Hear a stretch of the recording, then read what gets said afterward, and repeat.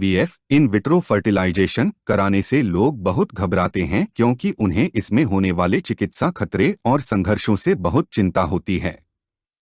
इसमें बहुत सी जानकारी और गलत धारणाएं होती हैं जो उन्हें दूसरों से मिलती हैं जो आईवीएफ के बारे में बिल्कुल भी नहीं जानते।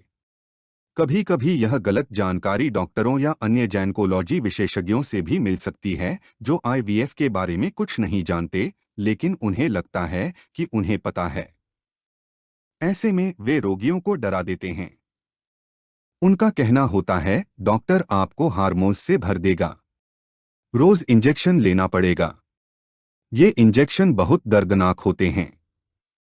ये इंजेक्शन आपको वजन बढ़ाने का या फिर ओवेरियन या स्तन कैंसर होने का खतरा ला सकते हैं या फिर मेनोपॉजल होने का। लेकिन सब कुछ ये झूठ है। वास्तविकता ये है कि चिकित्सा दृष्टिकोण से देखा जाए तो आईवीएफ एक बहुत ही सुरक्षित उपचार है अगर आप एक अच्छे क्लिनिक में करवाते हैं। आईवीएफ में हम जो हार्मोनल इंजेक्शन देते हैं वो सभी प्राकृतिक हार्मोन्स होते हैं, वही हार्मोन्स जो आपका शरीर सामान्यतः उत्पन्न करता है। और हम उन्हें इसलिए देते हैं क्योंकि हम आपके हर महीने उत्पन्न होने वाले अंडों को बचाने की कोशिश कर रहे हैं जो वरना हर हालत में मर जाते हैं। तो कृपया याद रखिए, आपको आईवीएफ के किसी भी चिकित्सा खतरों की चिंता करने की जरूरत नहीं है। आपको चिंता करने की जरूरत नहीं है और ना ही आपके बेबी की चिंता करने की जरूरत है क्योंकि आईवीएफ से पैदा होने वाले बच्चे बिल्कुल नॉर्मल और प्राकृतिक होते हैं। ये गर्भावस्था बिल्कुल किसी भी दूसरी गर्भावस्था की तरह होती है। मैं समझ सकता हूं कि किसी भी बच्चे को जन्म दोष हो सकता है, लेकिन आईवीएफ से ये खतरा घटता नहीं है। याद रखिए, ये भी खतरा तो हर किसी विशेष उपाय जैसे कि आईवीएफ के साथ होता है, और ये खतरे अंदरूनी शामिल होते हैं जैसे कि ओवेरियन हाइपरस्टिमुलेशन सिंड्रोम का खतरा या फिर एक्टोपिक गर्भावस्था होने का खतरा या फिर गर्भपात होने का खतरा या फिर अनेक गर्भावस्थाओं का खतरा। इन खतरों को कुछ हद तक कम किया जा सकता है अगर आप एक अच्छे आईवीएफ क्लिनिक जाते हैं। इसलिए बहुत जरूरी है कि आप चयन करते समय डिमांडिंग रहें, अपना होमवर्क करें और क्लिनिक चुनने से पहले सभी सही सवाल पूछें।